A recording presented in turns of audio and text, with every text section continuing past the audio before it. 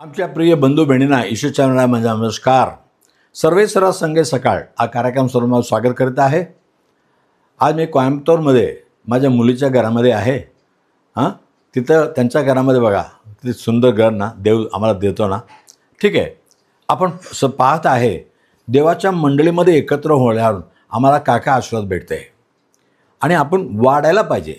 ख्रिस्तामध्ये वाढा, त्याच्या ज्ञानामध्ये वाढा आणि त्याच्या आशीर्वादामध्ये वाढत जा. आज वचन पाहूया. पेत्रांची दुसरी पत्री 3 अध्याय 18 वचन. 2 Peter 3:18.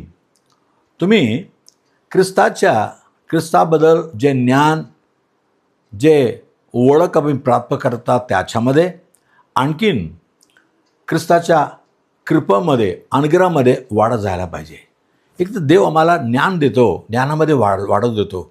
फक्त ज्ञानाबरोबर देवाचे अनुग्रह, देवाची कृपा आम्हाला पाहिजे. लोका 2:40 पाहत आहे, येशू जेव्हा लहान बाळ म्हणून राहिला, वचन म्हणते ते लहान बाळ देवाच्या आत्म्याने स्थिर होऊन देवाच्या ज्ञानाने भरून गेले आणि देवाच्या कृपा पण त्याच्यावर होता.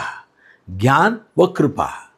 तुम्ही प्रेषितांची कृती 7 अध्याय 10 वचन पाहत आहे.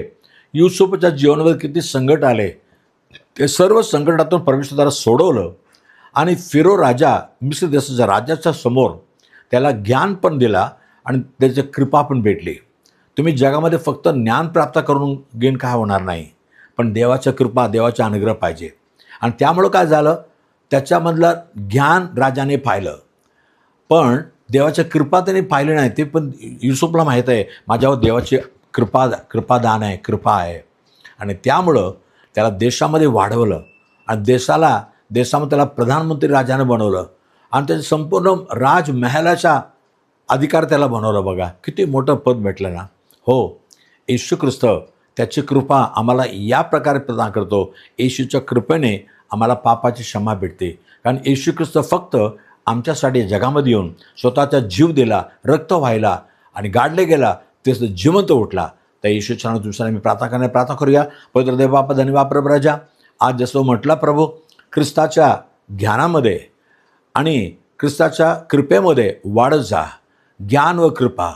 हो प्रभू, येशू ख्रिस्त आम्हाला ज्ञानबद्ध देतो, त्याची कृपा देतो. आज पण प्रभू तुझ्या कृपेने माझ्या पापाची क्षमा कर. तुझ्या कृपेने मला रोगाचं काढून आरोग्य दे. तुझ्या कृपेने मला आशीर्वाद दे. असं म्हणणारा प्रत्येकातून स्पर्श कर. जीवनातला पाप काढ. त्यानं जीवनामध्ये एक पवित्रता येऊ दे प्रभू, एक शुद्धता येऊ दे आणि त्याच्या मनात धीर दे प्रभू. आणखीन तू ज्ञान व कृपे दे प्रभू.